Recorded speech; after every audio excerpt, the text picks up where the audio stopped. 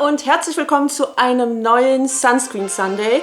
Und heute habe ich ein etwas kostenintensiveres Produkt am Start. Und zwar ist das die Sheer Screen von Supergoop mit SPF 30. Ich habe ungefähr 42 € dafür bezahlt und dementsprechend ist das bisher die teuerste Sonnencreme, die ich besitze und die ich mir zumindest selbst gekauft habe.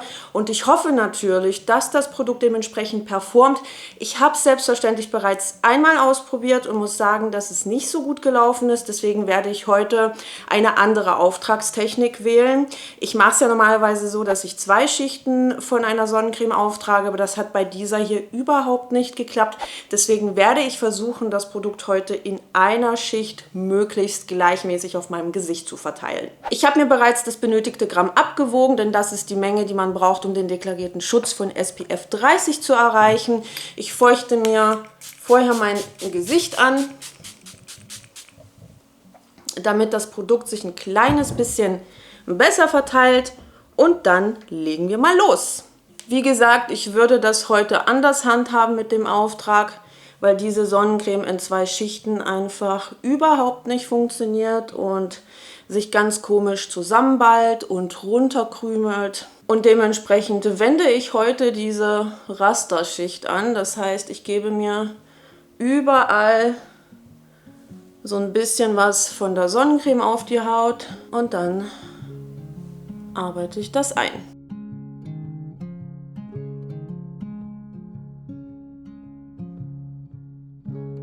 Ich muss schon sagen, dafür, dass das eine rein mineralische Sonnencreme ist, also eine, die ausschließlich auf anorganische UV-Filter setzt, fühlt sie sich vom Auftrag her sehr leicht an. Also sie ist nicht zu ölig, nicht zu schwer, aber diese Sonnencreme wird auf der Webseite als transparent beworben.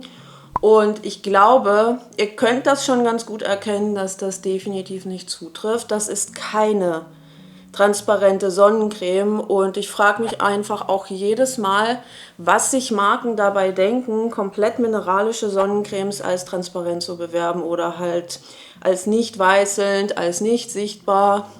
Denn wie ihr erkennen könnt, ja, trifft das überhaupt nicht zu. Und ich bin ja schon von meiner Hautfarbe her fast alpiner weiß, vor allem im Winter. Und dennoch sieht man halt, dass diese Sonnencreme weißelt. Dementsprechend will ich nicht wissen, wie dieses Produkt, das halt fast 41 € kostet, auf stärker pigmentierter Haut aussieht. Oh, it's a mess. Also in einer Schicht funktioniert diese Sonnencreme auch nicht. Es sieht haargenauso aus wie in 2 Schichten. Also schaut mal hier, die rollt sich hier schon ab. Seht ihr das? Oh no! Und das für 41 €. Oh, das tut weh.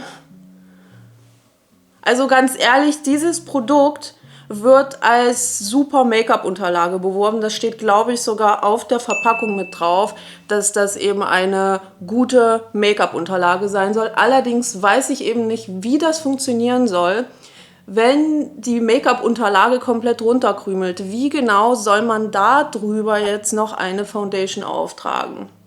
Und das ist eine Sonnencreme, das ist kein Primer.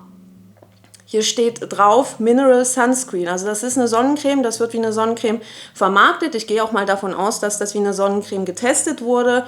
Und dementsprechend ist das für mich kein Primer, sondern eine Sonnencreme. Das heißt, man muss auch eine gewisse Menge davon auftragen, um den Schutz von SPF 30 zu erhalten. Also ganz ehrlich, Leute, ich habe hier mineralische Sonnencremes, die deutlich besser performen und die um einiges günstiger sind im Vergleich zu der Sheer Screen von Supergoop. Und ich habe diese Sonnencreme auch bei super vielen Influencern immer wieder mal gesehen, vor allem im internationalen Raum.